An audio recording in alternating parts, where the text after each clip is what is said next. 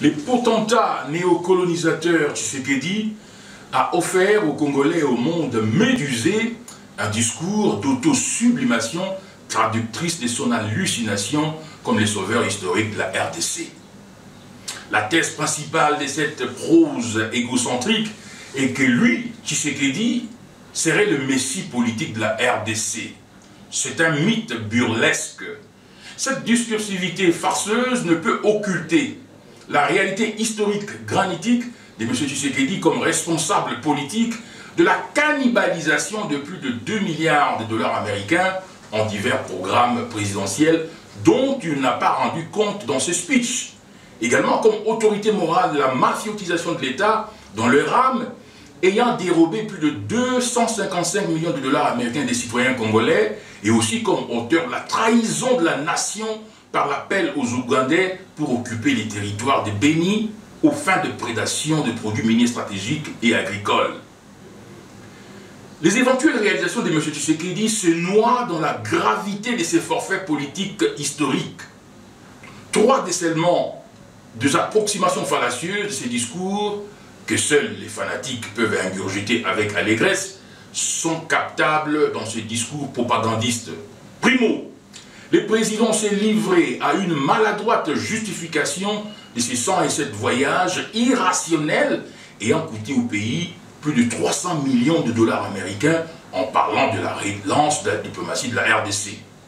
Il y a là un déficit d'intégrité intellectuelle car, en vérité, M. Tshisekedi s'est livré à la prostitution diplomatique mercantiliste en bradant le Congo au bénéfice des Arabes, des Ougandais, des Rwandais et des Burundais.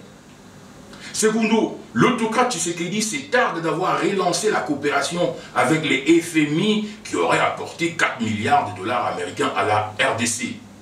En plus du fait qu'il s'agit là d'une augmentation de la dette extérieure, il n'y a aucune nouveauté ni fierté.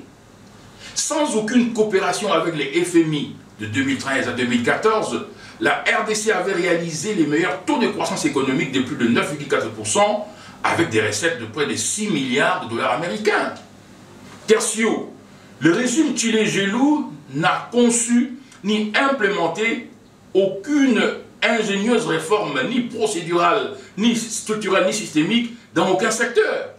L'augmentation des revenus est due essentiellement à la montée spectaculaire des prix du cuivre et du cobalt sur le marché mondial.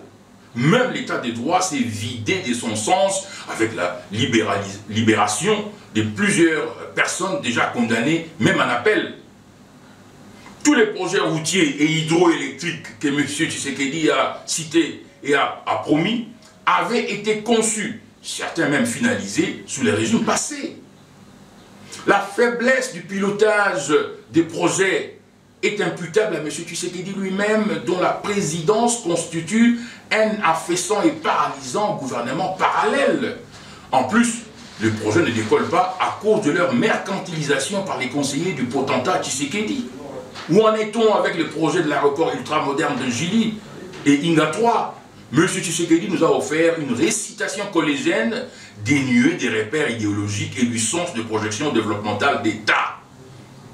Son texte a oscillé entre la propagande partisane fallacieuse et le délire d'auto-encensement politique. Les Congolais ne peuvent plus sombrer dans le délire égocentrique et partisan du régime artisanal Tshilé-Gelou.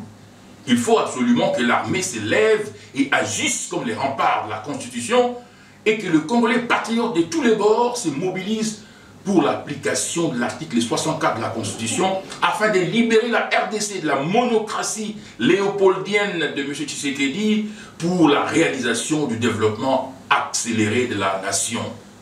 Que Dieu bénisse la RDC et que vive la République rationaliste.